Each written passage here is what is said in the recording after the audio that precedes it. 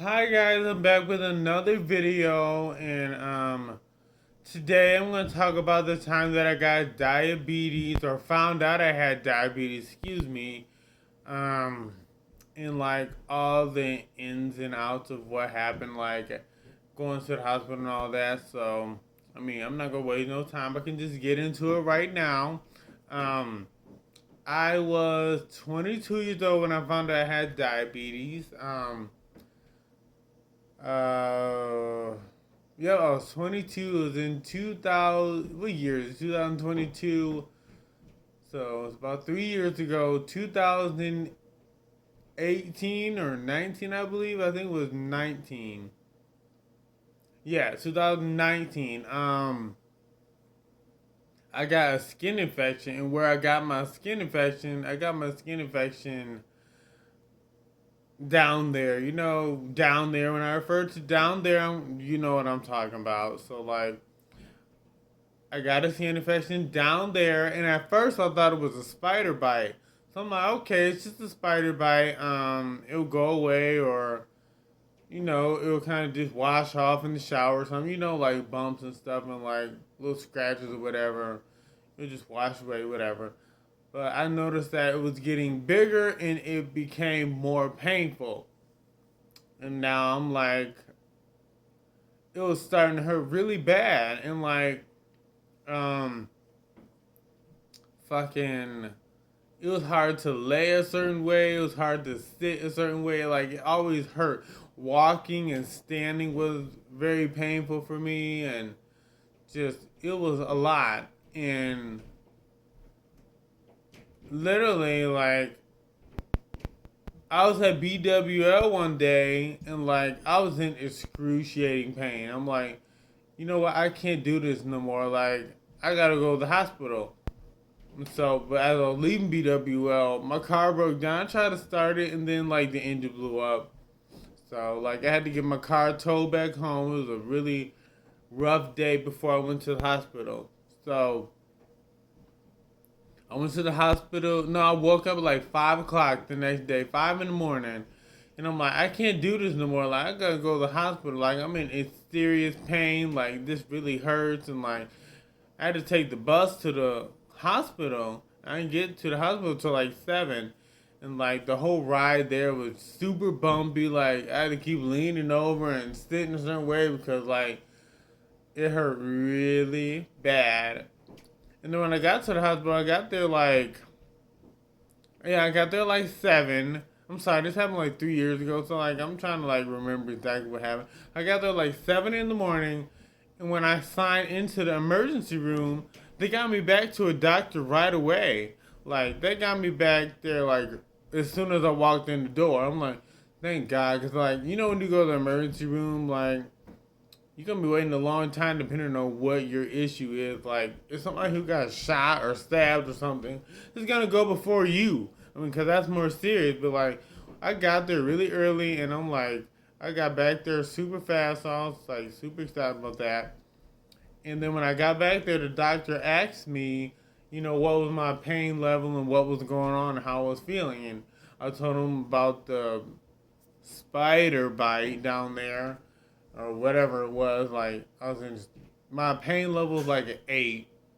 Like, I was in pain. So they got me back to a room, and they like did some tests on me to see like what's going on, or just how things were going.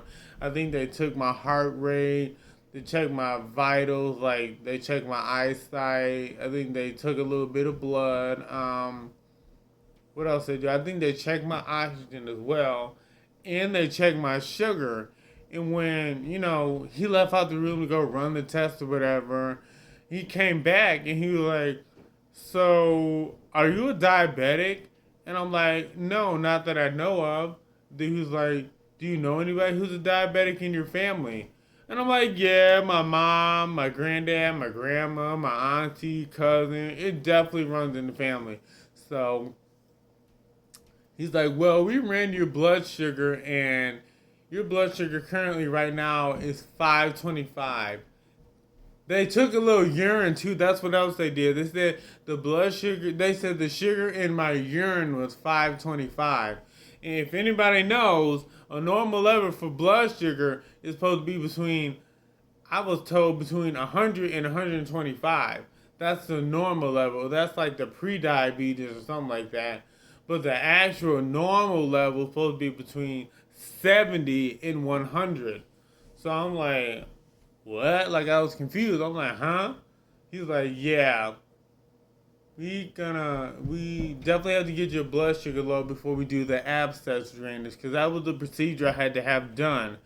And when they told me that, I was like, okay. I was like shocked. I'm like, what? What is diabetes? I didn't know anything about diabetes. I know my mom has it, so I would hear her like talk about it sometimes, but like I didn't know what exactly it was and like how serious it can affect you in the long run if you don't take care of yourself. So since my blood sugar was so high, they had to I had to not eat. Literally, I couldn't eat anything all day long. They put me on some insulin or whatever to get my blood sugar to go to drop because it was extremely high. That's extremely high. So I didn't eat anything all day, mind you. I've been there since 7 in the morning, and by the time they got my blood sugar down to like 140, they said I had to get to 140 in order for them to do a procedure. So I'm like, okay. So literally, I laid in the room like all day. They kept coming in to check on me and like give me insulin, and I got my blood sugar down to like 140. And after that, they came in. They did the abscess drainage around like I want to say 3:30, 4 o'clock in the afternoon. They literally gave me some shots, and I didn't really feel anything. Like, they just drained it. It literally took like 5 minutes. Literally like 5, 10 minutes. And then after the drainage, I still couldn't eat none, of course. So I just laid there and they, patched me up so I could heal the right way. And I didn't actually go up to my room because I was in the hospital for a week on my vacation, mind you. So that's why I don't like taking long ass vacations anymore, because I was in the hospital for a whole entire week on my vacation. I'm like, this is just the best vacation in the whole world. So I got up to my room. I didn't get up to my room till like 8:30 or 9. My first visitor was my mom, of course. She came rolling in, and she just asked me how I was doing it, okay, and stuff like that.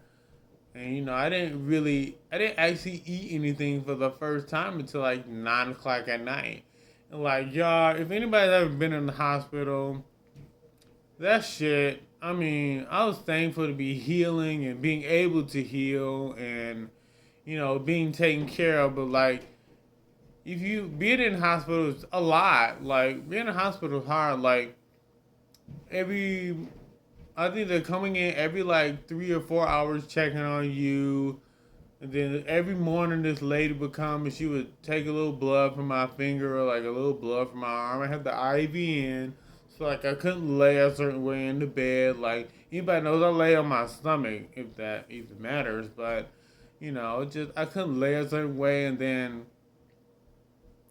these doctors, this like group of doctors would come in like every day around like 10 o'clock, and they would ask me like how I'm feeling, and they check my feet and stuff and limbs and all that, and they'd be asking me questions, and they're teaching me how to take insulin and stuff. They're teaching me how to check my blood sugar, because when I get out, I'm a diabetic now, so I have to check that stuff and like do that stuff so I know how to do it. And like, I really was in the hospital for a whole entire week on my vacation. I was so irritated. But when I got out of the hospital, I went to Kentucky like two days later, because I think altogether I had like 11 days off. I think I took Asher's birthday off. That's my cousin's son. I took his birthday weekend off, and I got a week off before that. So I really had like how many days? I think I had like 10 or 11 days off. So after I got out the hospital from being in there for a week, I went to Kentucky and like I had fun. Like it was so different having to, check your blood sugar, take your insulin. Like being a diabetic is a lot. Like if anybody is one, they know like the seriousness of it and like, you know, how important it really is and like it's a whole new like lifestyle. Like I mean you can live a certain way but like you have to incorporate that into your life now. Like it's a disease. I didn't take it as serious at first, but like I'm starting to take it a lot more serious now. I'm checking my blood every day and going to the doctor. It's like it's all connected. Like it can affect your hair, your eyes, your bowels. It can affect your teeth, your ears, your hearing. Everything you think that can affect, it can and will. Honestly, so just that's just it's just a lot. It's really a lot. But once you get in the gist of things and used to it and do it every day and add it to your life, then it just becomes a part of the new normal. Before, like you weren't doing that kind of stuff, and then now that you are, it's a new normal. So, yeah, I mean, it's crazy.